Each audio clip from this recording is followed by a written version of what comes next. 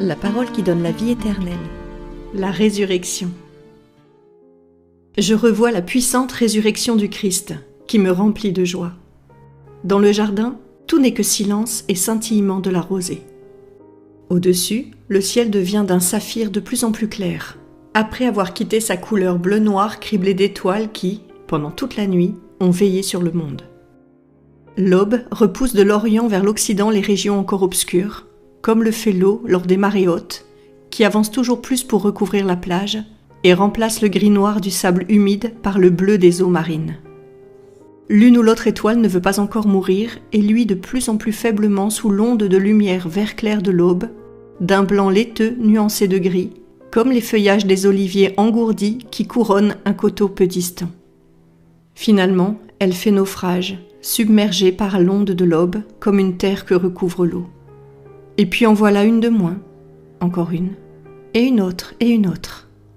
Le ciel perd ses troupeaux d'étoiles, et ce n'est qu'à l'extrême occident que 3 étoiles, puis 2, puis 1, restent à regarder ce prodige quotidien qu'est l'aurore qui se lève. Quand, du côté de l'Orient, un filet de rose trace une ligne sur la soie turquoise du ciel, un soupir de vent passe dans les feuillages et sur les herbes et avertit « Réveillez-vous, le jour est revenu !» Mais il ne réveille que les herbes et les feuillages qui frissonnent sous leurs diamants de rosée, émettent un bruissement ténu, mêlé à l'arpège des gouttes qui tombent. Les oiseaux ne se réveillent pas encore. Dans les branches touffues d'un cyprès de grande taille, qui semble dominer comme un seigneur dans son royaume, ni dans l'entrelac confus d'une haie de lauriers qui abrite de la tramontane. C'est dans des poses variées que les gardes, transis de froid, gagnés par l'ennui et ensommeillés, veillent sur le tombeau. La porte de pierre a été renforcée, sur ses bords, par une épaisse couche de chaux, comme si c'était un contrefort, sur le blanc opaque de laquelle se détachent les larges rosaces de cire rouge portant le sceau du temple, imprimés avec d'autres directement dans la chaux fraîche. Les gardes doivent avoir allumé du feu pendant la nuit, car on voit encore de la cendre et des tisons mal éteints sur le sol.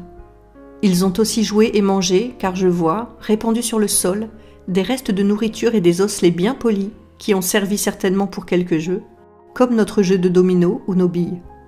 Ils ont pour cela utilisé un échiquier rudimentaire tracé sur le sentier. Puis, ils ont tout laissé en plan par lassitude et essayé de trouver des positions plus ou moins commodes pour dormir ou veiller. À l'Orient, une étendue rose s'agrandit de plus en plus dans le ciel serein où, par ailleurs, il n'y a pas encore de rayons de soleil. C'est alors que surgit de profondeurs inconnues un météore resplendissant qui descend, tel une boule de feu à l'éclat insoutenable, suivi d'un sillage rutilant qui peut-être n'est que le souvenir de son rayonnement sur notre rétine. Il descend à grande vitesse vers la Terre, en répandant une lumière si intense, si fantasmagorique, à la beauté si effrayante, que la lumière rosée de l'aurore en est éclipsée et disparaît. Surpris, les gardes lèvent la tête, parce que cette lumière s'accompagne d'un grondement puissant, harmonieux, solennel, qui remplit toute la création.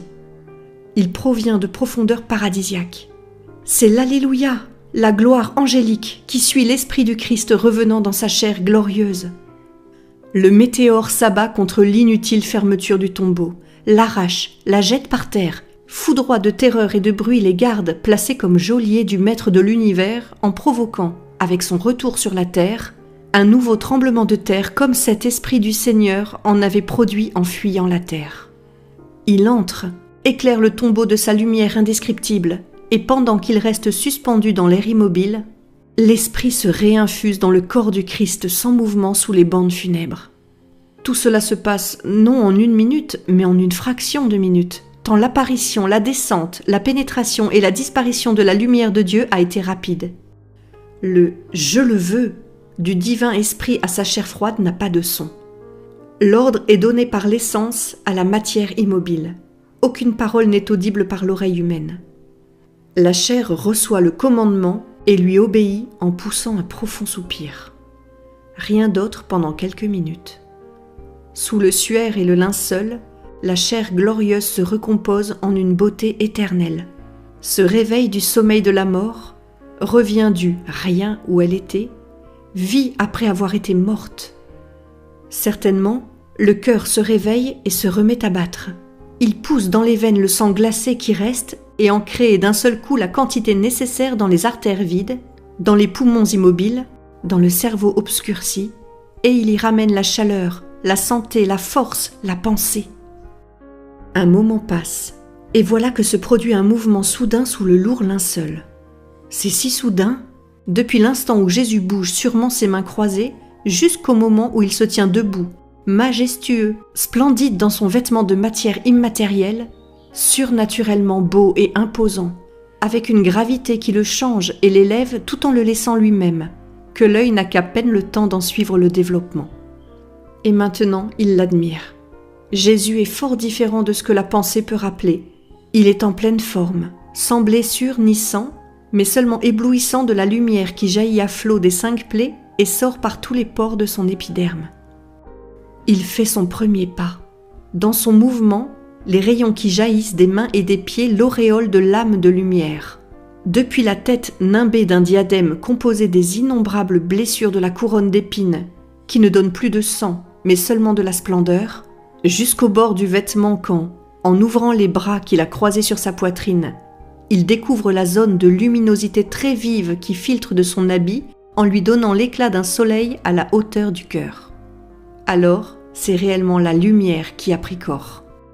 Il ne s'agit pas de la faible lumière de la terre, ni du pauvre éclat des astres ou du soleil. C'est la lumière de Dieu.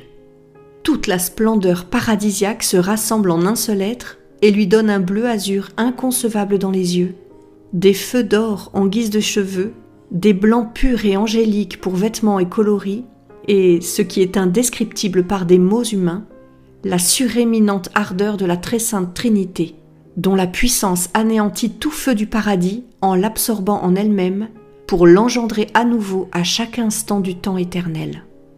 C'est le cœur du ciel qui attire et diffuse son sang, les innombrables gouttes de son sang incorporel, les bienheureux, les anges, tout ce qui constitue le paradis. L'amour de Dieu, l'amour pour Dieu, voilà la lumière qu'est le Christ ressuscité et qui lui donne forme. Lorsqu'il se dirige vers la sortie, et dès que l'œil peut voir autre chose que son éclat, voici que m'apparaissent 2 clartés très belles, mais semblables à des étoiles par rapport au soleil, chacune d'un côté du seuil, prosternées en adoration pour leur Dieu qui passe, enveloppé de sa lumière, avec un sourire qui béatifie. Il quitte la grotte funèbre et revient fouler la terre que la joie réveille et qui resplendit sous sa rosée, parmi les couleurs des herbes et des rosiers, sous les innombrables corolles des pommiers qui s'ouvrent par prodige aux premiers rayons du soleil qui les frappe et au soleil éternel qui avance sous eux. Les gardes sont évanouis. Les forces corrompues de l'homme ne voient pas Dieu, alors que les forces pures de l'univers, les fleurs, les herbes, les oiseaux, admirent et vénèrent le puissant qui passe, nimbé de sa propre lumière et de celle du soleil. Devant son sourire et sous son regard qui se pose sur les fleurs, sur les ramilles, puis s'élève vers le ciel serein, tout devient plus beau. Les millions de pétales qui forment une mousse fleurie au-dessus de la tête du vainqueur prennent une teinte plus soyeuse, plus nuancée. Les diamants de rosée se font plus vifs, et plus bleu est le ciel que réfléchissent ses yeux resplendissants, et plus joyeux le soleil qui peint de gaieté un petit nuage porté par un vent léger qui vient baiser son roi avec des parfums enlevés au jardin et des caresses de pétales soyeux. Jésus lève la main et bénit, et puis, pendant que les oiseaux chantent plus fort et que le vent apporte ses parfums, il disparaît de ma vue, en me laissant dans une joie qui efface jusqu'au moindre souvenir de tristesse, de souffrance et d'hésitation sur le lendemain.